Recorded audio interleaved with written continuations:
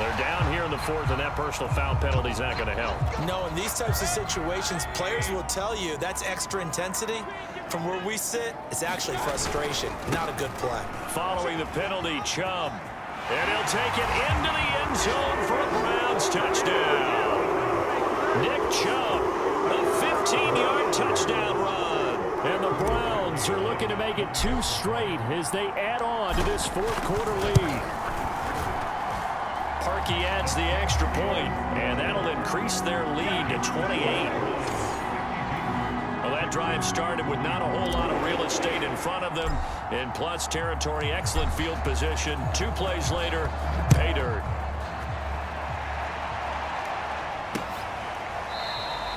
Johnson won't return this, and the football will come out to the 25. The Texans offense ready to go here for their next drive. And they're hoping to redo their efforts in the last drive when they got into the end zone. And just think of what it's like now on the sideline, because when you score a touchdown, you have to go over and look at the tablet and see what you did on the last drive. When you scored points, it's a whole lot better view than when you're trying to figure out how to fix things there. A big hitter to start the drive has him up near midfield here for 1st and 10. Now Watson. There again is Cooks, complete. Now he's going to get this all the way down inside the 35. Well, this game is certainly pretty well over. They go ahead and mark it in the win column. But as a defense, they don't want to get so soft now that everybody just throws the ball all over the place against them, gets big yardage, and puts points on the board. They have pride, too, on that side of the ball. And all the way inside the 15 before they drop him. 20 yards on both of those plays back-to-back there. They are moving now. It's another 1st down. Now a carry for Lindsey. And this play goes nowhere. Losing yardage back to the 15. They'll lose a yard there, and it's 2nd and 11. Just 2 minutes remaining here in the fourth quarter of what has been a one-sided affair. So it's Texans football as we welcome you back. They're looking at 2nd down now as they search for a consolation score. They will not get the connection there. It's incomplete. Well, the trials and tribulations of being a quarterback in this league, it's tough. It's got to be wearing on him out there. Well, he has been sacked a number of times. He had an interception, so I'm going to give a skosh of credit for hanging in there and trying to make something happen, despite the amount of pressure he's been under this entire game. Toward the back corner of the end zone, but he could not get the feet down. This will wind up incomplete.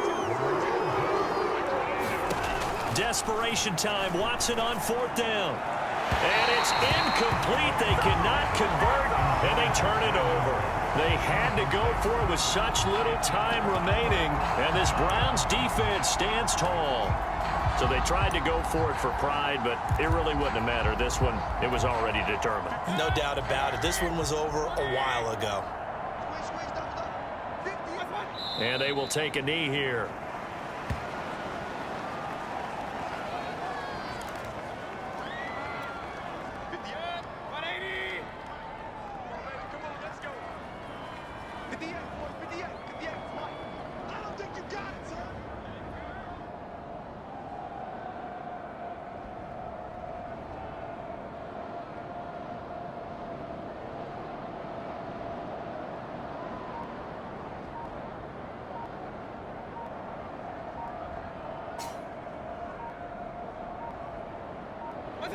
And they take a knee.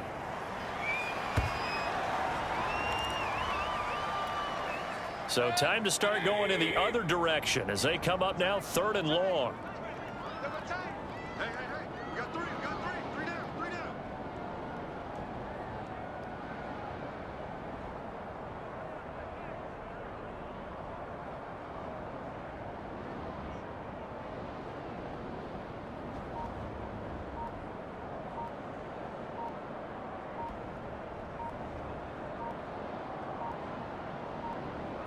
And they'll indeed take a knee. Here's Jamie Gillen now. Always a good sign when your first punt comes in the fourth quarter.